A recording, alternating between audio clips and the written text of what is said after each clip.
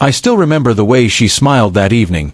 Subtle, graceful, and just long enough for me to notice.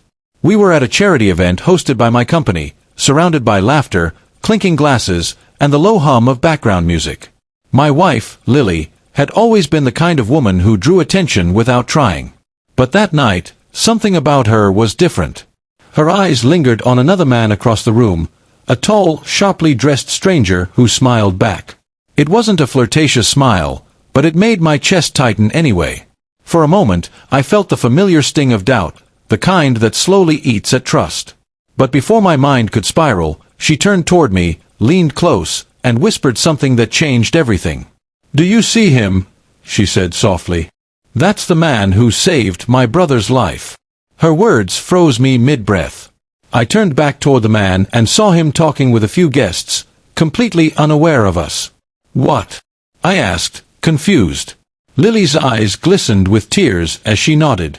2 years ago, when Daniel had that accident, the man who stopped to pull him from the car before it caught fire, that's him. I never got to thank him. My heart softened instantly. 4 months after her brother's accident, Lily had blamed herself for not being there. She had talked about the mysterious stranger, who risked his life to help but disappeared before the ambulance arrived. I had assumed we'd never find out who he was. Yet here he was, standing in the same hall as us, laughing like nothing heroic had ever happened. "Go talk to him," I said, gently touching her arm. She hesitated. "What if he doesn't remember?" "Then thank him anyway," I said. "He deserves to hear it." We walked over together, and Lily introduced herself. When she mentioned her brother's name, the man's expression shifted from polite confusion to recognition. "Daniel," he said slowly. "Yes, I remember him. He had a broken leg and a head wound, right?" Lily nodded quickly, her voice trembling. "That was him. You saved him. You pulled him out just before the car exploded." The man smiled humbly. "I just did what anyone would do." But Lily shook her head. "No," she said firmly, "not everyone would have done that. You gave my family a second chance." Watching her speak, I felt a mixture of pride and relief. For so long, I had thought her quiet moments of sadness were signs of emotional distance, maybe even unhappiness with our life together. But seeing her gratitude and emotion now reminded me that she hadn't grown cold. She had just been carrying pain she didn't know how to release. The man introduced himself as Mark. He told us he'd been on his way home from work that night, saw the crash, and acted without thinking. "I never even found out if he made it," he admitted. Lily smiled through her tears. "He did. He's married now, just had his first child." Mark's face brightened. "That's wonderful." As the evening went on, the three of us talked more. Mark turned out to be kind, humble, and surprisingly funny. I found myself relaxing, even enjoying the conversation. It was strange how a moment that had begun with suspicion was now turning into one of deep connection. When the event ended, Lily hugged Mark and thanked him again. "You'll never know how much this means to me," she said. He smiled and replied, "Sometimes life brings people back around when they're meant to meet again."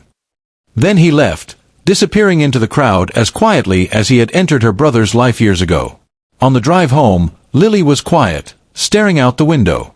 Finally, she said, "You thought something else when I smiled at him, didn't you?" I glanced at her, embarrassed but honest. "Yeah. For a second, I did." She nodded slowly. "I know. I could feel it. I don't blame you. I probably would have thought the same." She turned to me and took my hand.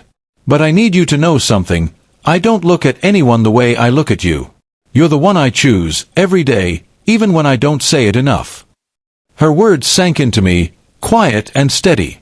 Sometimes love doesn't fade, it just gets buried under years of assumptions, work, and the noise of everyday life. That night reminded me that doubt can grow in silence, but so can understanding if you're willing to listen. A week later, we invited Mark and his wife over for dinner. It felt right to properly thank him, not as strangers but as friends. Over the meal, Lily laughed more freely than I'd seen in years. At one point, she looked at me from across the table and smiled, the same smile she'd given that night at the event. But this time, I understood it completely. It wasn't about anyone else. It was a smile of peace, of gratitude, for what we had, and for what life had taught us. Months passed, and things between Lily and me began to shift in subtle but beautiful ways. We talked more. We took long walks again. We made time for each other without waiting for special occasions. It was as if meeting Mark had reminded us both of what we almost lost, not to other people, but to our own neglect. Looking back, I realized that night could have gone in two directions.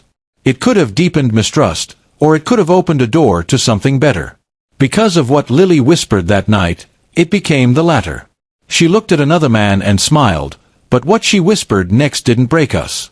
It reminded me of the kind of woman she truly was, loyal, grateful, and still the same person I fell in love with.